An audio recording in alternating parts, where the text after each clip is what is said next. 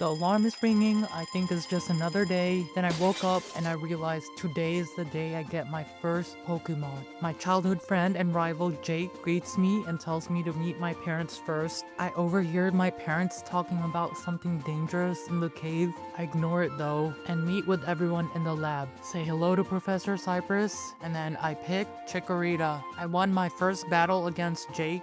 Then my parents gave me a brick bronze necklace. Now I'm ready for a real adventure.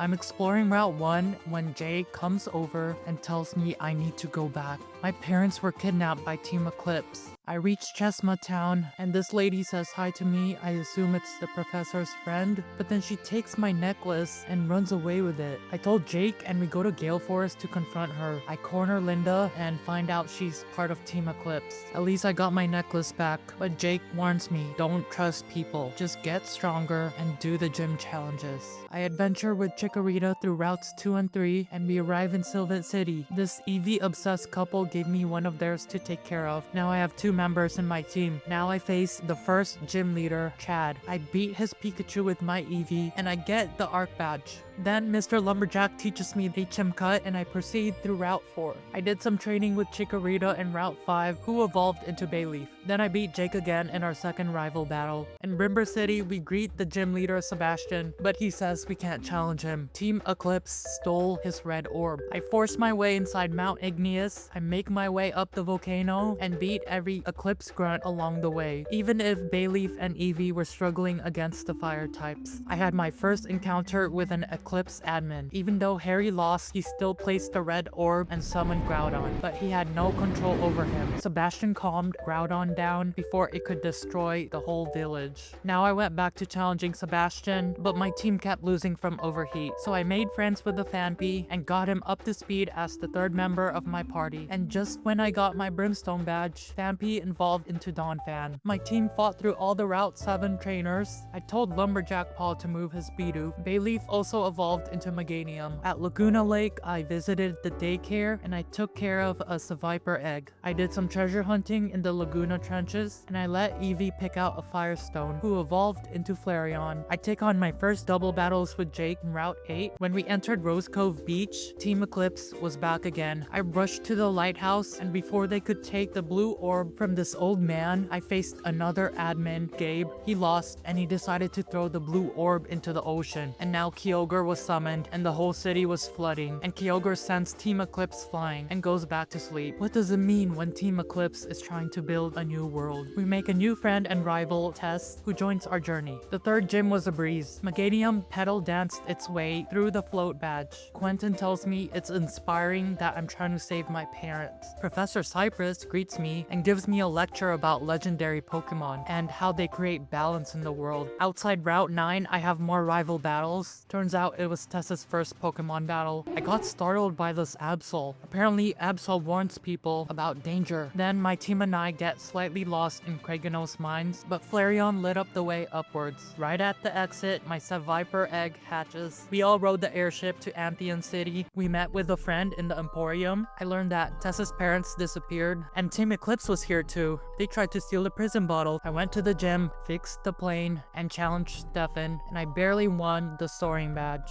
despite my 4 Pokemon having no flying coverage. Suddenly, there's this huge Eclipse airship entering the city. Jake ran off again by himself, and now me and Tess have to go through the sewers, but we're too late. Jake got taken hostage. And then Professor Cypress appears from the airship. He's the leader of Team Eclipse. He abducted my parents so they could help him find Hoopa, all for some godly moral ideology about making a world where Pokemon aren't abused. The wild Absol comes back and helps me fight against Cypress. I get my hands on a Mega Evolution Keystone and Mega Absol took down his starter Pokemon. But I forgot, Team Eclipse planted bombs in Anthian City. Was this the end?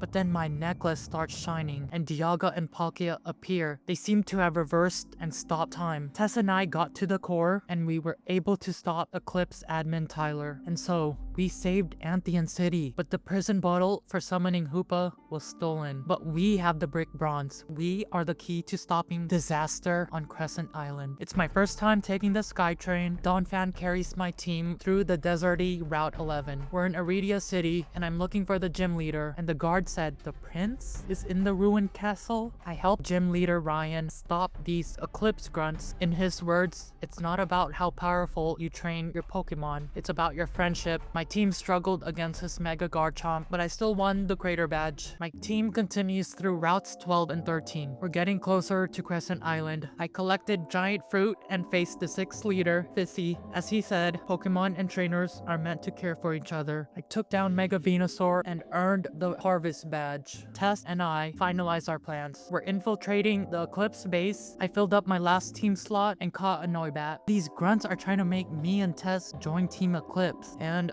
face reveal, that grunt is Jake. He's selfish. What exactly happened after he was taken hostage? Tess and I were really taken back, but we couldn't give up now. We're going to save Jake. I saw Latios and Latias, so I know it's a good sign. I made way through this strange 7th gym and faced Zeke's Mega Houndoom. With the contrast badge out of the way, I just need one more. I was battling with Tess and thinking about how much we've grown since Rosecove City. I snowboard down Route 16 and admire the view in Cosmos Valley. We're in Port Decca now. Brad says we probably have to surf to Crescent Island. There's a lot of stray cats here, so I adopted a Meowth. At the beach, Tess rides with a fisherman, and I surf my way through Route 17. Crescent Town doesn't seem that dangerous. I look for Tess, follow a grunt inside a tavern, and I pull a secret lever, revealing the elevator. Now I must sneak through the Eclipse space. I sneak around the cafeteria, head into the lower chambers, check the monitor room, and unlock the security doors. I tried to catch up to Tess and my parents. Jake stopped me as they left towards the Hoopa cave. I face him once again. Who would have thought we'd be on opposite sides? Then I had to rush through the swampy route. I dealt with more Eclipse grunts. I reached the final chamber, the Demon's Tomb. Cypress already knew that I would bring the brick bronze key. As a final resort, I fight Cypress. The portal opens, then Jake pushes Cypress into the portal. Jake was on our side this whole time, but we're not leaving him. He needs to stop facing things on his own. Jake falls into the portal trying to save Tess. And now I have to face Hoopa. The portal is destroyed. The real hero was Jake. He was helping the interdimensional police. The world is saved for now, but there are more universes to be dealt with.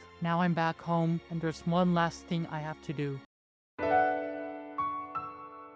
In another universe, Game Freak would be more lenient, there would be more regions, more game spin-offs. It's a shame I never got to fully experience the original game. I'm just grateful to be able to share the happiness Pokemon and Roblox brings me. Thank you for the memories. Goodbye.